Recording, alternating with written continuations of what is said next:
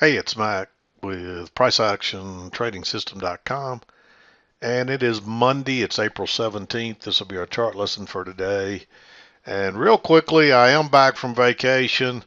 Unfortunately, I have a follow-up doctor's appointment tomorrow for the surgery I had on my ear to remove skin cancer. So I will be. It's in Memphis, so I'll be leaving early in the morning. If I get back, if the day goes real smooth and I get back early, I may do a, a YouTube lesson tomorrow since I've been gone so long. It's doubtful I'll probably be back in time, but just saying if I am, I'll probably come on in and do and continue to catch up and do a YouTube lesson as well. Definitely I'll have to leave too early to be able to do a mid-morning chart tomorrow, so that's definitely off the table. And it's questionable whether or not I can do a YouTube lesson tomorrow, but I'll try if I can. Um, it's probably doubtful, but it just depends on how the day goes and how quickly I get in and out of there and how quickly I get back to town. So we just have to kind of leave it hanging as a possibility, and if it does, you'll get the notification. If you're not subscribed to our channel, do that, and make sure you get set up for notifications so you know as soon as the video is posted. And that way you don't have to guess if there's a video or not. You'll get a notification when we do have one. So anyway, here's our daily chart. Doesn't look like I missed a whole lot. We did have this really big day here. This was a huge day. I mean, from the low 41.10 to the high 41.77. So, well, maybe not as big as I thought it was. 60 something points. We've had bigger days than that lately. So, but over the last week, that's a pretty big day. And definitely a very bullish day. But after that, we've continued to kind of chop sideways again. It looks like more of the same, although we are inching slightly, ever so slightly higher. We were closing down in here. Now we're closing up in here. So it looks like this channel is still in play.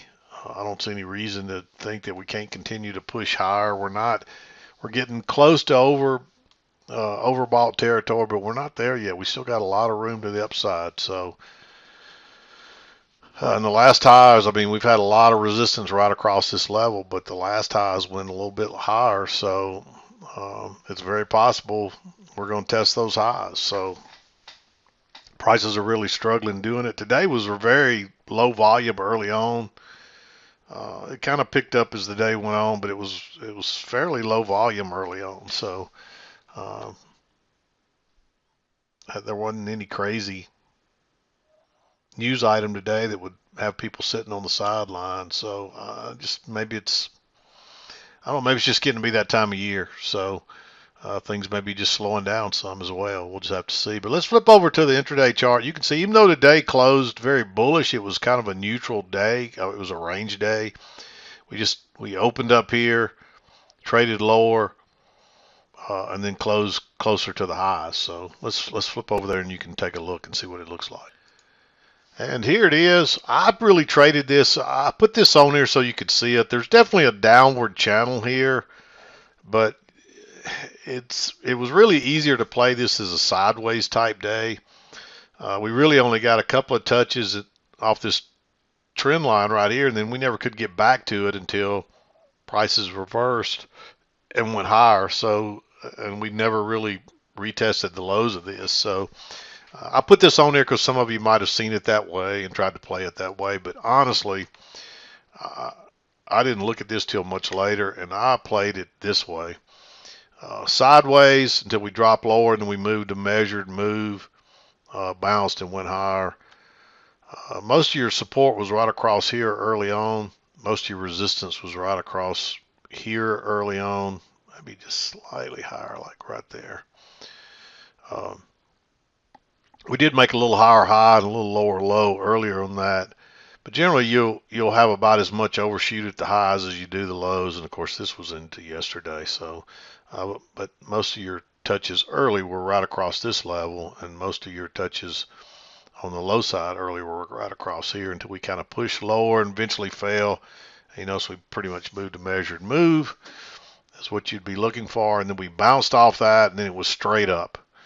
Not a lot of chance to enter this on the way up. I'll show you some. This once this became a really strong trend, which was obvious in here, when you're not getting any corrections, the corrections are just a bar or two, and then it just keeps going higher, and you have lots of little dojis and stems. That is a very strong move. So a lot of buying came in here, very strong, and if you understand that, you can see that you could buy any pullbacks to give you a strong signal bar off those key entry points. And we'll talk about that and zoom in on it a little closer. But not a lot of trades today. This won't take long. But let's zoom on in here. We'll take a look. You can see very choppy early on, and we were pretty much just staying inside the overnight highs and lows. That's a range until you break out of that or something changes. That's pretty much a range day.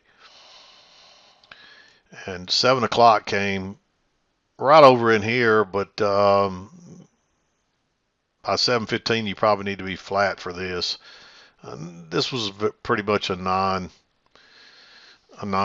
here, but just the way things are lately, you can't take a chance on it. You could see it didn't really amount to much. Still, I don't think there's any decent setups in there that you could take. But we had this trend. It's just mostly sideways here, and we broke out. And then, of course, we had this trend working lower, break, new low, and then we're just sideways. And then a trend up, break, new high. And you could play out most of these trends in here, but some of them it got to where you couldn't. They weren't even long enough to play them out. So, but once you came down here and made this low, maybe you take a chance on that to ride it back. I think it's really risky, and it didn't. You see, it didn't really take off. And then when it's just chopping here, there's nothing you can really trade in here until finally you get a failure here, basically, and a higher low. I don't know if I'd trade that on the engulfing bar, but as long as you had room back to this back in here, maybe you take this trade. And you may not have had this line here. Then that's the problem with this trade. You probably would have been playing it more like this, and then you're going long right into the midline here. But at that point, you would expect prices might push all the way to the high. This is a fairly big trend, so you still might take that trade. I like it as a failure because this is a new low, and you get a first entry, second entry. Yeah, it didn't get back to the EMA, but that's because it's pretty strong, and it's looking like a range. So prices are probably, you would suspect that prices would probably come back to here. It didn't quite go that high, but it was good for an easy scalp or so.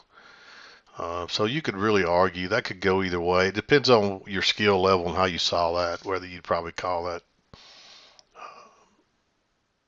green or blue. But it's real close. We did have a break, a new high, so you expect prices to go lower, but you need something better than that, especially right in the middle. You do get a lower high here, but not a very good signal bar. Unfortunately, it was a nice move, so it's kind of sad that we didn't get a better entry there. And then we're just chopping along here. I somewhat like this one because you do have a triple test across here, and then you get the higher low, and it actually breaks lower and turns up. I actually like trading that on the engulfing bar, but you could still go long above that bar if you want. There's plenty of room back to the midline, and you probably would have moved the midline up by now or considered it, because you're getting more touches and closes right along this level lately. So so you might have changed that, but you still got plenty of room back. And then we're just kind of bouncing. We run up, we run back down. And notice we did make a new low. We had this channel coming down. We had a break, two legs to a new low, and then we made a higher low. So yeah, you would expect prices to go higher, but at this point, the midline is becoming more important. So you got to be real careful going long into that midline. Of course, it does turn down there, and then we just kind of chop along here. There's no rejection in here, even though you probably got a double, triple test. There's no setups there. Because by the time this one closes, look at all the stem. It does push higher, and then you get the higher low again. This is somewhat of a repeat pattern. I didn't mark it because now it's obvious we're turning down at the midline every time. If you had room in there, that's one you could consider. I didn't even measure it. I think there's better trades. You're really getting ready to start looking for shorts here. And then, of course, you make a double top and then a lower high. So I like going short right there. Unfortunately, it backs up and it would have taken your runner out before it went lower. And then there's a lower high here, but the signal bar is too bullish. There's another one here, but again, now it's too neutral. And that would have been a nice trade too. But you run down, you get a close outside, new low. Then you make a higher low here with plenty of room back. I like that one. Again, you would hope that this is a failed breakout and we're going to go all the way back to the top, but it doesn't materialize. It's starting to look like this market's kind of weak now. And we just end up chopping along here. This would just be a first entry, but then suddenly you get a second entry long. Notice the new high, first entry, second entry. Of course, we're going sideways, so you're not really looking for second entries here, but it is a second entry long when you're looking for a retest of this high. But more importantly, it's a triple test. 1, 2, 3, a nice signal bar. So I like going long there. It's good for a scalp. Comes back. If this one would have given you a better signal bar, maybe you could go long there, but you can't go long on that signal bar. And then we break out the top, but again, very bullish signal bar, no chance to get short. And that's a nice move, so it's unfortunate we didn't get a setup. And then you get a first entry short. You can't go short right there. It's too risky. Plus, you end up with the inside bar, so you're having to really go short on the inside bar. That's all too risky. And of course, it drops down, makes a new low, and then bounces. Nothing I see here would make me want to go long. And this is too congested all through here. These are very short trends. Notice you do have this one coming down. You get a break, new low, and then you make a higher low. This just looks so congested that I'm not crazy about taking that. But maybe you take it. We run up. Same thing here. You get a close outside, new high and a lower high, but again, it's very congested. This was an engulfing bar that broke higher first, so when it turned back down, maybe you take that trade if you recognize what's going on. You see this range. You're treating this like a failure after the trend up and break and new leg up. But you try to go higher twice more and make a lower high here. So, and that one's back inside. That's probably the better setup. And if this would have been a bullish bar, maybe you could have gone long here, but it's just too neutral. Runs up. Again, you got a trend working up. Break. It tried to make a new high, couldn't. Makes a lower high here. I didn't mark this one because it's right into the midline, but we've been going from side to side. So really, if you wanted to and you recognize what's going on, lower high in a range, you could have taken that trade. It's not an engulfing bar, so you really just had to wait for this to close. It's relatively bullish. The problem with is just right into the midline there, but you can see we've clearly been going up and down both ways. So you could probably take that trade if you wanted. Then of course we break out down here. We finally get that measured move. It's tempting to go long there, but I'd wait and see if you got a higher low, and you do, and then it looks a little congested. So it's still not a perfect setup. Here I'd want to wait and see if you got a reversal. And you do get a somewhat of a reversal, but it never really breaks lower right there. So the break higher here makes it suspect. I just don't think you can enter that. And then of course, this is a spike in a channel up, but there's probably two channels here. This is, you got the green one, plus you got the spike up, and then you go into this somewhat gray looking one I put on here.